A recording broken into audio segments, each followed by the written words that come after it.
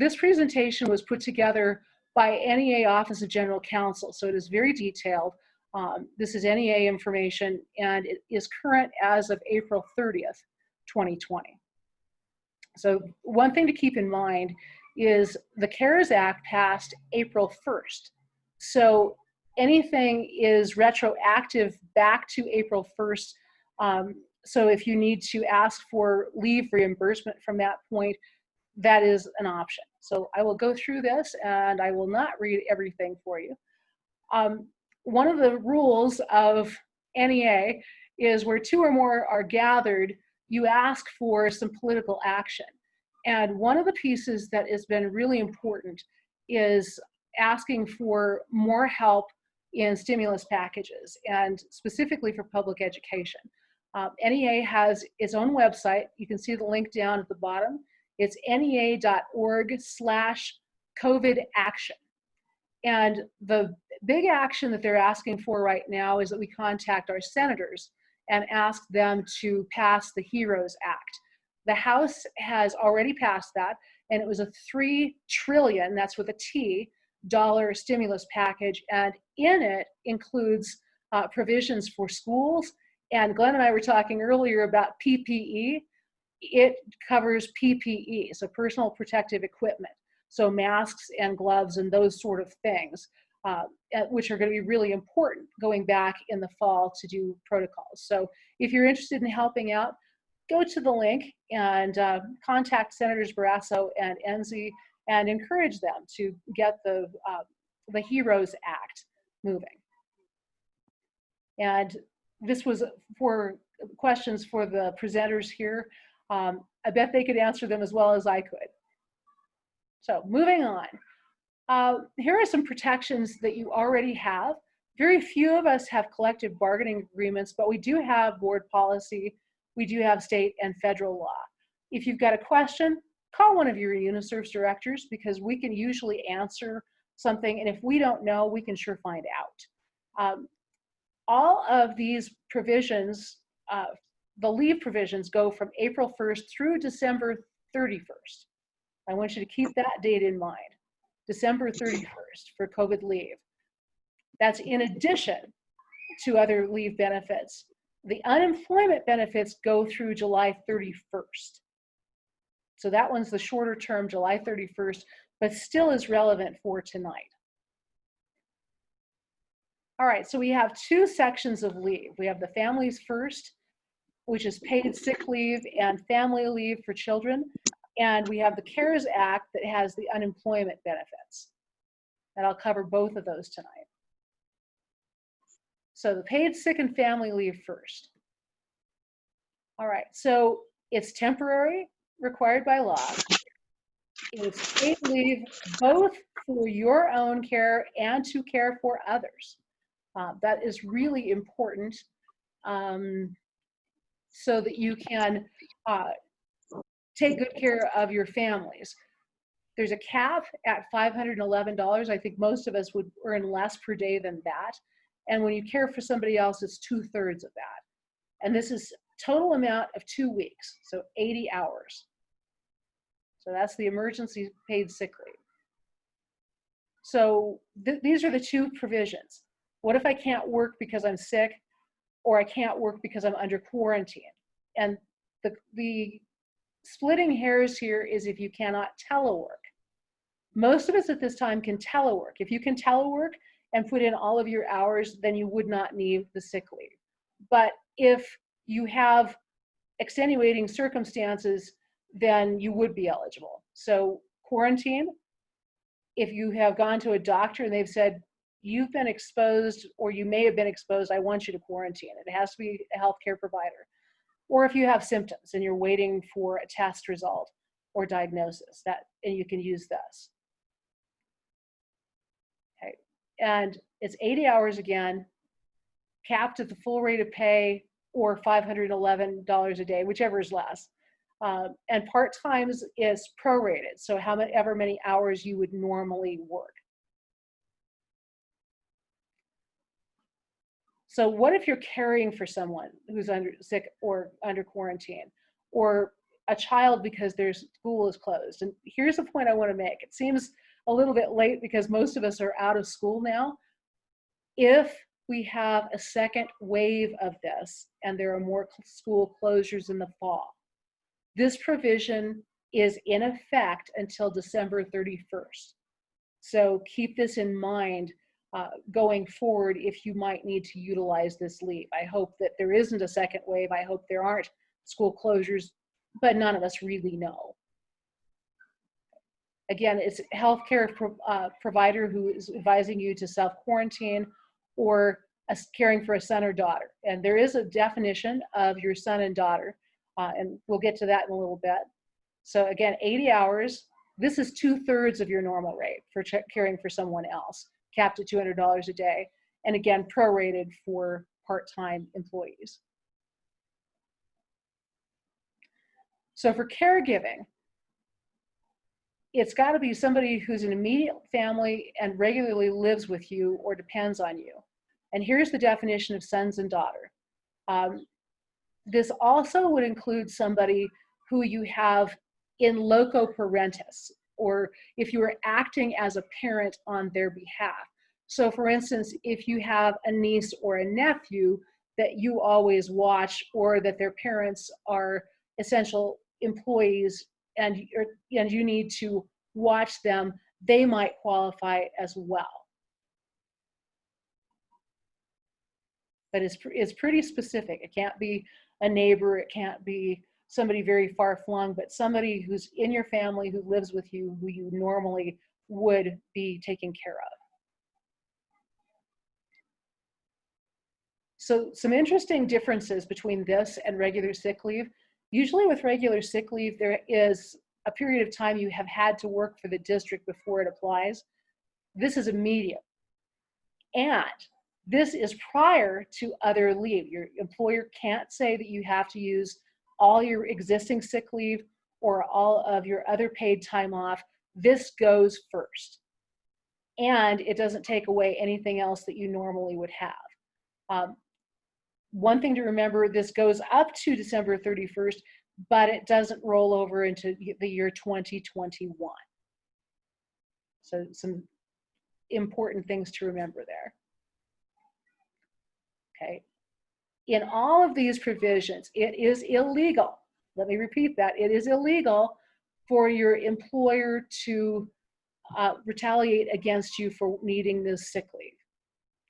If you are asked for and denied, now this talks about doing a legal claim, come to your association, come talk to us, let us arm wrestle for this, and let us do our jobs to help you out. Because your employer should not deny you this, and they cannot discriminate and retaliate against you for trying to take the leave.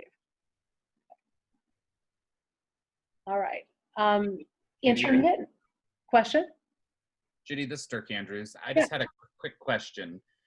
You can only access the COVID care dollars one time. So if I were quarantined and had to utilize them for 10 days, and then for some reason later on in the year, I was quarantined or myself was sick, do I have access to that again? I believe that you would. That is a great question. I think if it's within that 80 hours, it would fit. There's also a family medical leave proviso. So if it was something that would qualify under the family medical leave, that might go into effect because you could use it intermittently.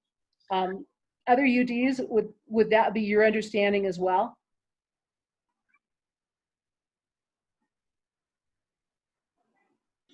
I was under the impression that there was intermittent use up to the total amount. So I would have to agree with you, Judy.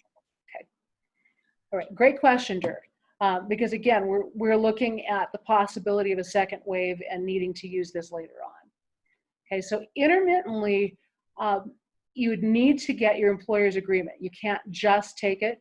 So as an example, if you could work 3 days a week, but you needed 2 days a week off to do childcare or some other reason, you'd have to work that out with your employer. Or if you could work mornings but not afternoons, again, you'd have to work that out with your school district. And likely, again, teleworking, because if you have to show up on the job, the whole point of this is to keep people to home and keep from spreading the virus. So if you're actually showing up for work, it probably would not apply. Okay, other questions about that? Okay, so let's talk about family medical leave. And this is expanded. It is 12 weeks, again, terminating on December 31st. It has to do with COVID and daycare, and it's actually paid. That is a difference from regular family medical leave. Regular family medical leave is 12 weeks and is unpaid unless you have your own personal leave, vacation time, sick leave that you can use. So this is 10 weeks, and for the first 2 weeks, you could take the emergency leave we just talked about. That would be the 10 days. It's capped at $200 a day, but that certainly helps what you would need to be doing. Okay, again, if your child's school or daycare has been closed, this talks about the first 10 days, 2/3 of your regular pay. Again, part-time is prorated. The same definition of son or daughter would apply as it did before for the sick leave. So here's that. I got ahead of myself.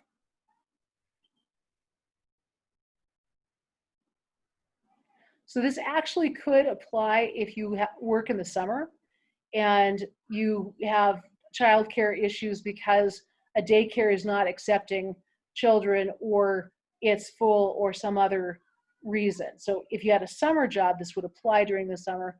Otherwise, it could apply next fall again. And So, Judy, yes.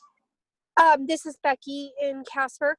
I just wanted to clarify earlier, I couldn't unmute my phone, but like a good example of this child would be Ellie, because most of you know I have Ellie and she's considered my legal guardian. And so that would apply in case I can't take her to childcare.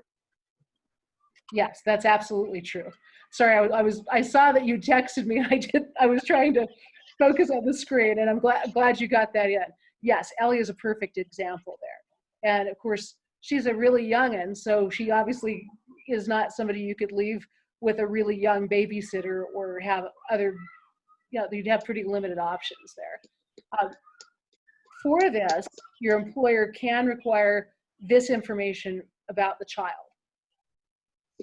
Who usually watches the child, and nobody else is available. So for instance, if you have grandparents who normally watch the child, but they are quarantining and they're not going to be exposed to the germs that are in your house, that would be a good reason to utilize this family medical leave. All right, so again, the normal qualifications are waived. Usually you have to have worked for a year and have worked for 1,250 hours annually. And that is waived here. And this talks about federal employees. That would be talking about our colleagues who work on military bases. That's called the federal unit of the NEA. So normally that would be the case, but 30 days, that's all you have to work. Now, it is the same pot of family medical leave, the same 12 weeks that you would ordinarily draw from. So if you've already tapped into that pot for a different reason, then your access to this would be shortened, because 12 weeks is 12 weeks. And I don't know of any state laws that would provide for something more than that. Some districts do have sick leave banks and might allow you to have an extended time. They also might not. They're required to give you the 12 weeks. All right. Usually family medical leave is concurrent with any other kind of leave that you take. So you can't take 12 weeks of that and then you have sick leave days left and you take all of your sick leave it has to be used at the same amount of time. And they can, under this, require you to use any other paid time off. That's the PTO, paid time off. And concurrently, just depends on what your board policies say. But generally speaking, that's what I've seen. Other UDs, have you ever seen family medical leave able to be used after one on top of the other? Is it always concurrent? Because my district has always been concurrent. Only seen it concurrent. That far away is the most common. You rarely see it used otherwise. Okay. Just wanted to clarify because we've got people from several regions on board here. Okay. Again, retaliation is illegal. If something happens, you call your UD. And you do have a right to come back to the same position that you left. And the great thing about any family medical leave is your insurance benefits keep going. You don't lose the insurance benefits. And that's a really important thing, especially now. Okay, here is a question about remote instruction. You can ask for intermittent leave because I know a lot of people have young children, and taking care of your children while you're working is a huge challenge. I'm getting some echo. If you would mute your phone, anybody who's not muted, if you would mute, that would be most helpful. So ask about intermittent leave if you're trying to do some childcare. Okay, Department of Labor encourages flexible work, and you have to agree with your employer on the intermittent leave. They don't have to give you intermittent, but they're sure encouraged to. And I think most districts at this point would be pretty flexible with you. Okay, if you have been laid off, none of this leave applies to you. And you can't make up for lost hours here. All right, before we go on to unemployment, are there any questions for me about the leave?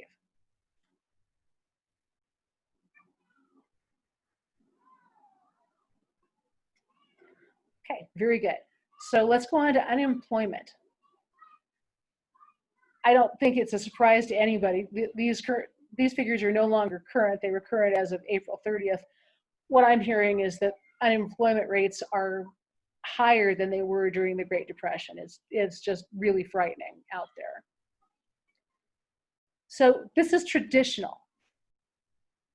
Only for employees, not independent contractors. These are the usual requirements. You've got to be actively seeking work, and it is a 26-week time.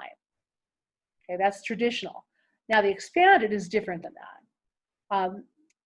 Also traditionally, usually if someone is working in education and they have the summer off, they're not eligible for unemployment. Is that reasonable insurance? So something to know here, if you know you are furloughed for the fall, apply for unemployment now. Okay, look at this bullet. It says, oh, sorry about that, let me go back. It says you can receive benefits retroactively if you apply at the end of the previous term, which would be now, and apply every week until the benefits are granted. So if you know on September 1 that you're not going to have a job, it will go retroactive if they accept your benefits, if they accept your application. So apply now if you know you will not have a job in the fall.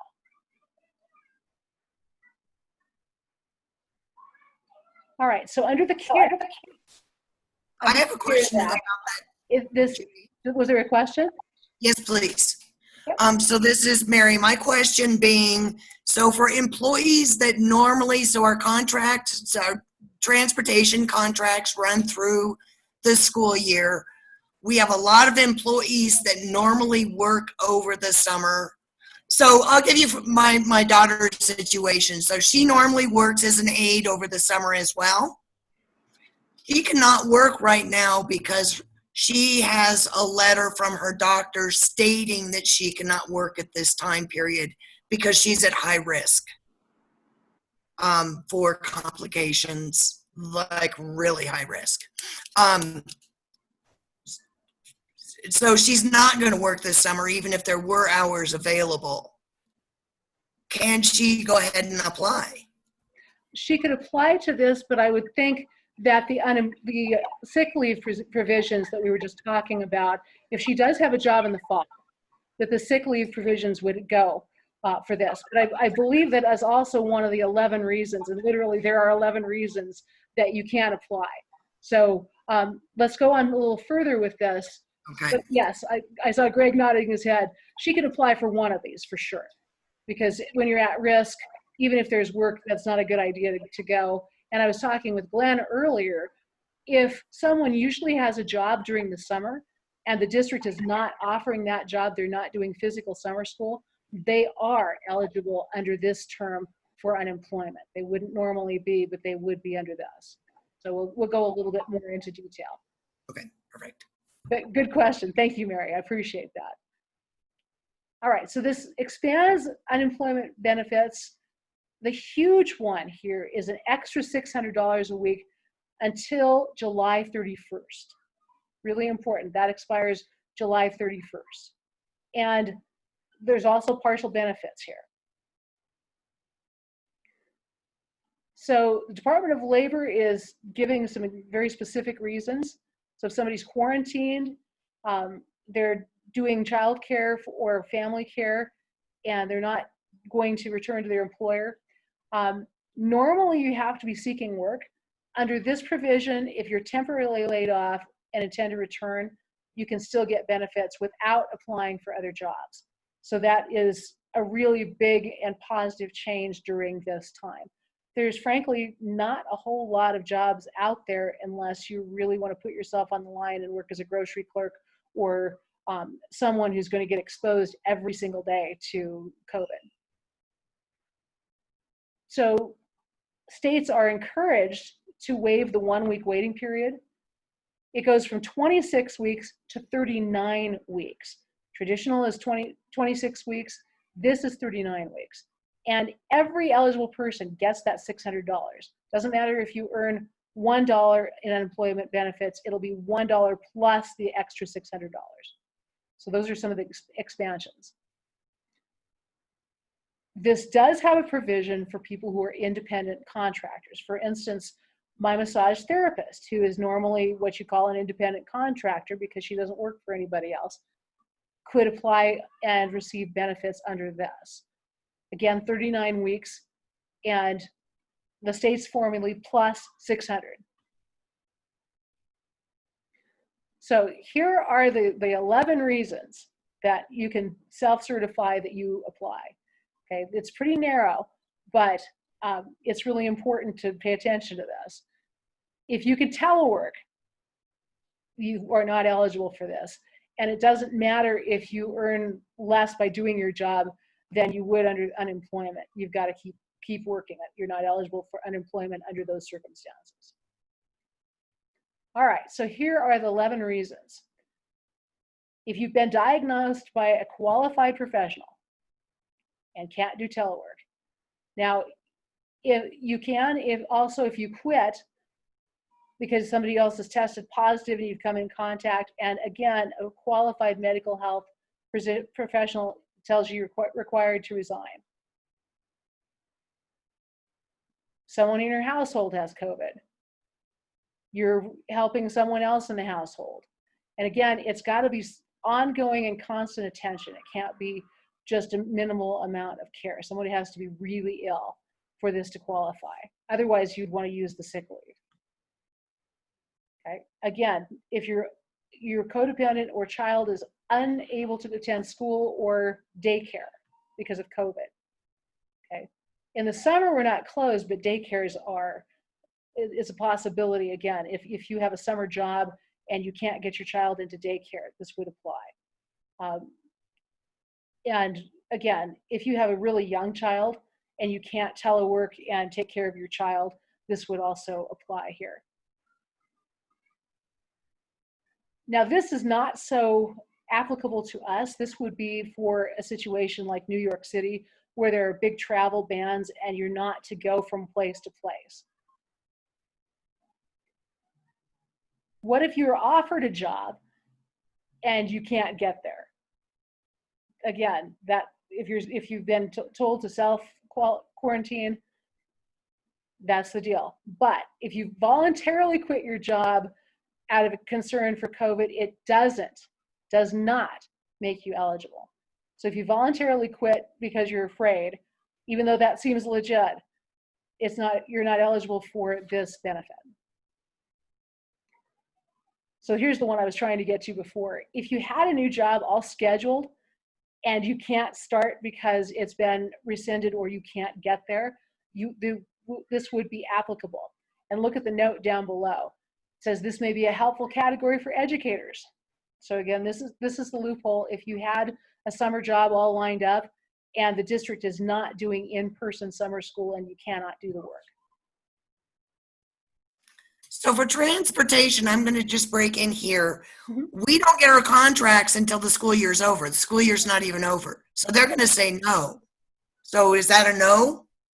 I think that you would be eligible because if you would normally have an expectation of having a job working in the summer and the job is not there because the district is not doing the work, yes, I think you would be eligible. I thought I saw Greg nodding his head.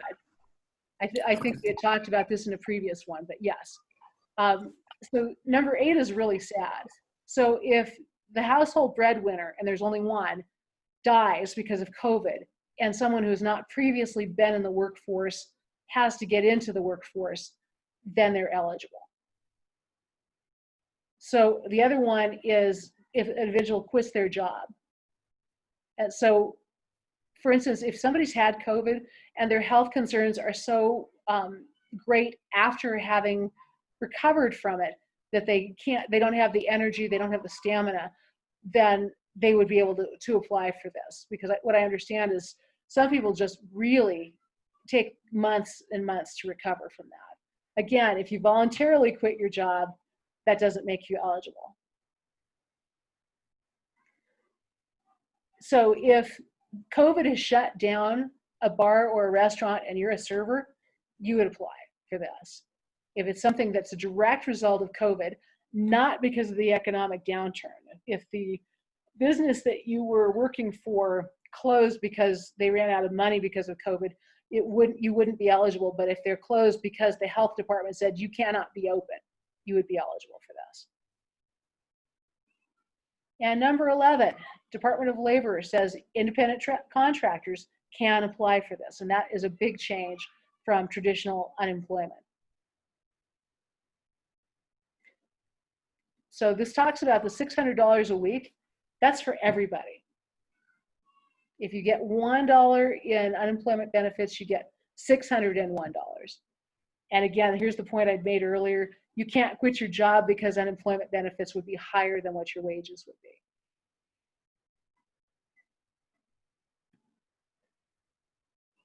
So there is some reason for partial unemployment, and there is some short-term or shared work there.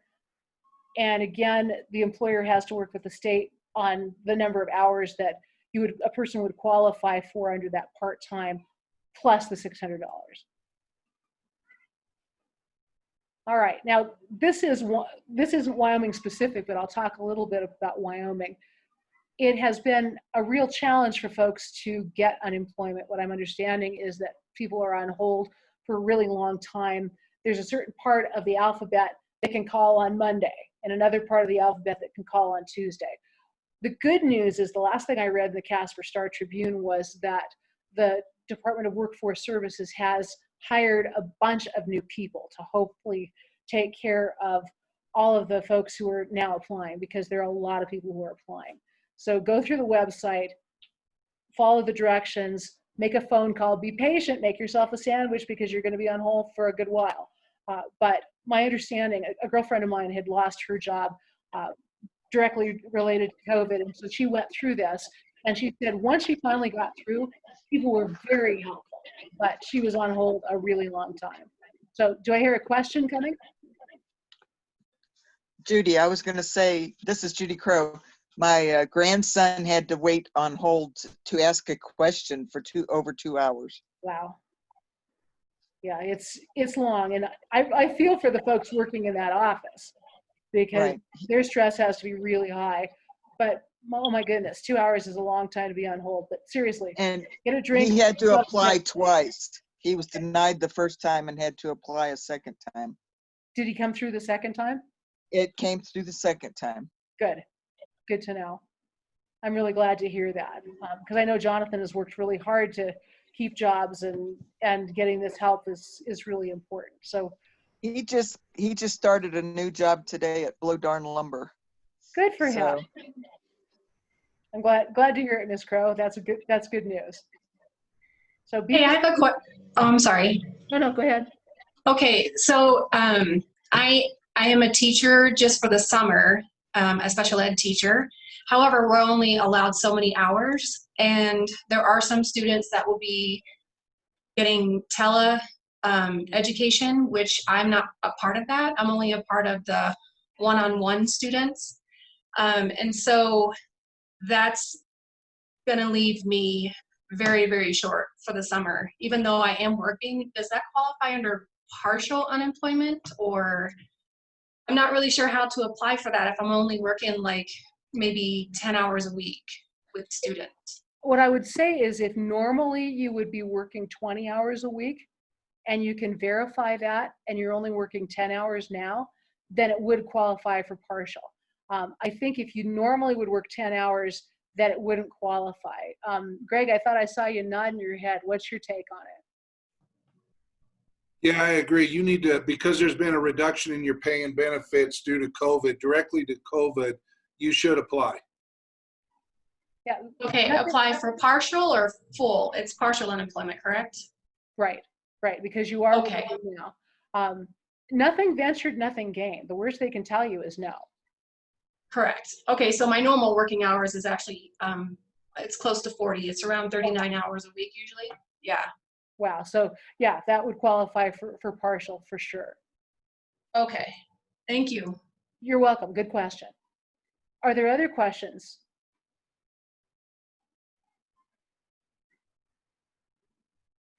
Okay, I'm gonna move on. There are a couple of examples that they've given.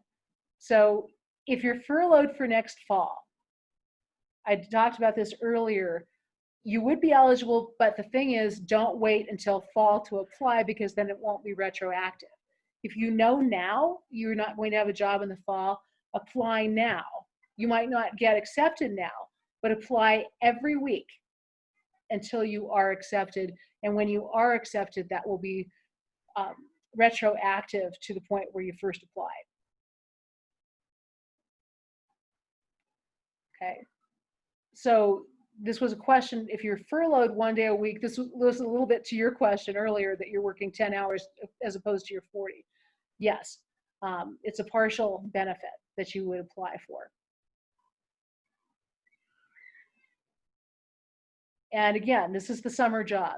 If you can verify that you usually have a summer job and because of COVID you don't, you're eligible.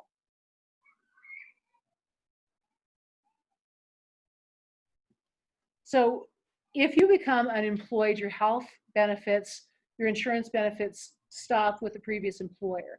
So you've got a couple of choices here. You can go for COBRA, which is notoriously expensive. The best bet would be to apply in the marketplace.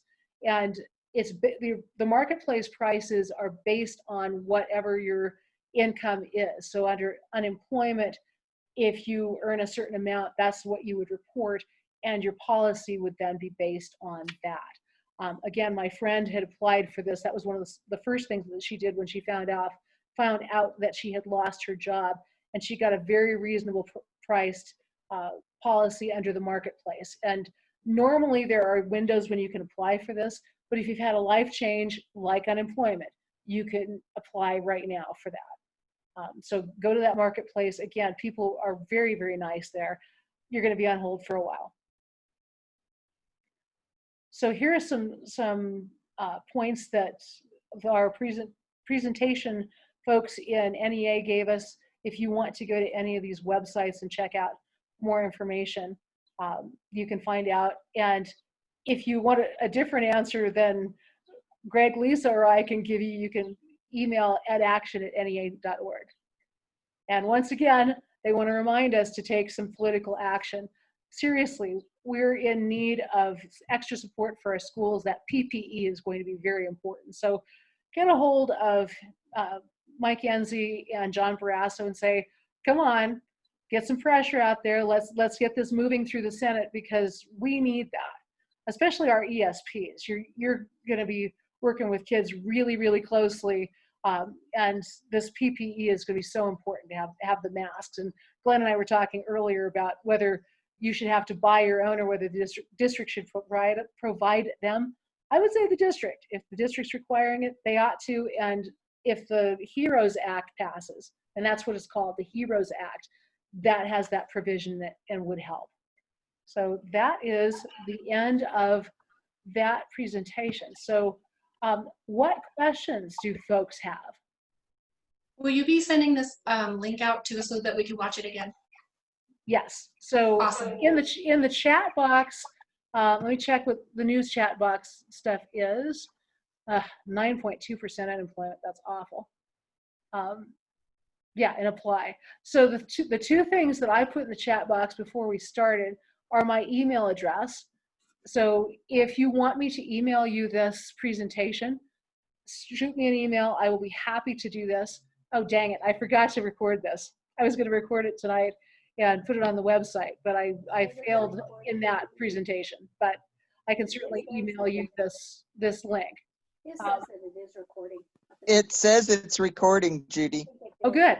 I'm glad, because I didn't I didn't tell it to. And then also, Judy, if you could put your email address in again, because if you joined after you put it in, you can't see your email. You betcha. If you can spell me, you can find me.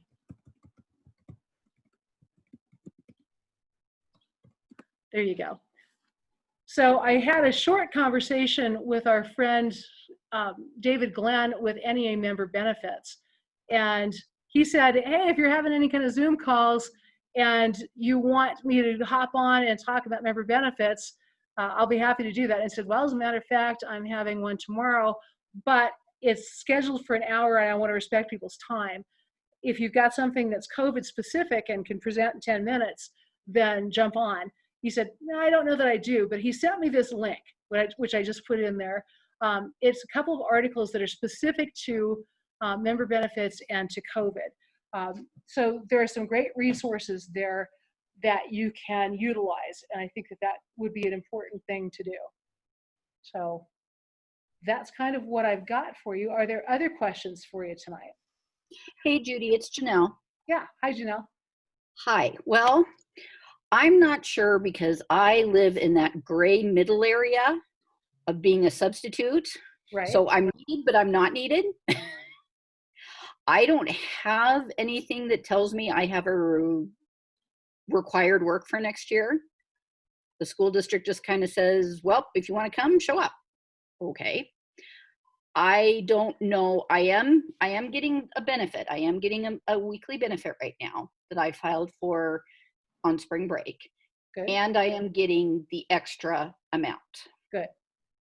I went ahead and filed figuring the worst they could tell me was no, or the school district was going to come back and say, no, you don't qualify because you're a substitute.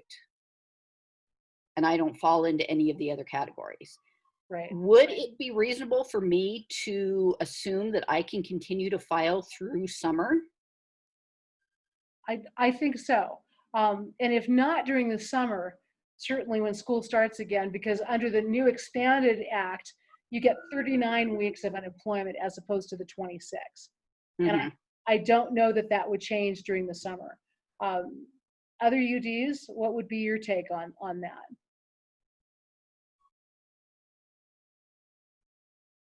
I'm seeing a head shake.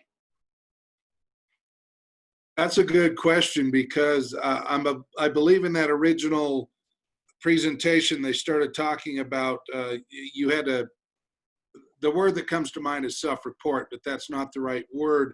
I don't know how you would show any sort of a history or claim any sort of a history through the summer. So again, I guess my thought is apply, and if they say no, they say no, but I'd certainly give it a shot. Right. And what I do know from my friend who I've talked about every week you get an email and you have to report back to Social Security, to unemployment, and let them know what your income has been for the week. Have you looked for jobs? Have you done that? And I think that would be the place to just mention that if they were asking. And if Well, they're and not, I've done the filing online where they ask me and everything else. Was I available? Was I able to work? Yes, yes. And I put in 0 for a job search, and they've taken it every single time. right, because under COVID, that's the reason why Mhm. they're not requiring that. So you are intending to come back in the fall if there's work for you. Yes, yes, I would like to. I don't know how it's going to look for some of us, but yes, I do intend to try to come back. I just wasn't sure because normally I wouldn't be employed during the summer anyway, but I didn't know how those rules were going to change now. Right. Well, this is what we know for now. This was passed April 1st and is current. Who knows what other packages will come further down the line. My guess is this is not the end of the stimulus packages, because our country's economy is in a world of hurt, and we'll discover new needs that we didn't know about before. So yeah, I'm glad that you're getting a benefit. That's really important because you were subbing pretty much every day. Yes, yeah, I was subbing every day. I mean, I had jobs, they were canceling me pretty much left and right, April, May. I was supposed to work right up until the last day of school. In fact, I was scheduled for last day of school Wow. by somebody. So I'm just gonna, I guess I'll just go ahead and file for week of June 7th and see what happens. And if unemployment doesn't like it or tells me they're doing an overpayment, then I guess I will tackle that bridge when it comes. Yeah, that would be my best advice. Okay, It's thank you. tricky stuff. You're welcome. Are there other questions for us tonight?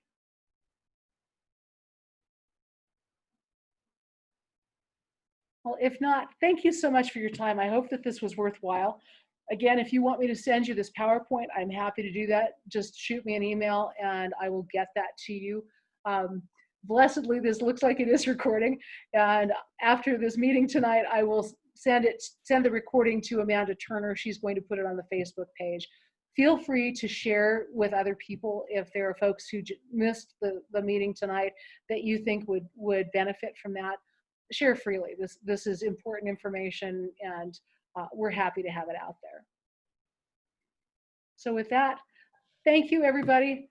Call your Congress people, tell them to pass the HEROES Act, and take really good care of yourself. Wear your masks, wash your hands, be careful out there. Thank you, Judy. Thanks. Good night, all. Thank you, Judy.